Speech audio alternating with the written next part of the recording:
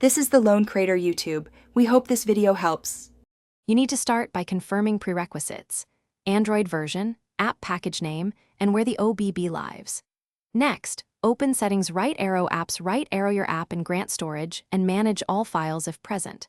Once done, use the Files app to inspect the Android/OB/package folder so you know the path. If the OBB is on external storage, make sure the SD is mounted or configured as internal.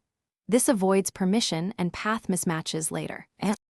Now you'll place and secure the file correctly. Move the OB into Android/OB/package exactly, because even one character difference breaks access. Once copied, use ADB shell or a terminal app to run chown u0id, u0id and chmod 644 so the system and app can read it. This resolves common access denied errors.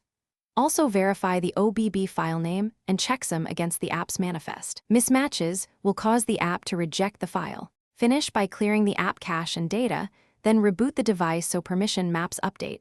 This often resolves lingering denial states. After reboot, launch the app. If it still fails, uninstall and reinstall only if the app signature or manifest changed. Make sure to inspect Logcat for precise error messages. Once you see the OBB read success, the job is done. Troubleshooting tip: if problems persist, compare timestamps, file names, and permissions line by line against a working device. Thanks for watching. Consider subscribing if we helped you.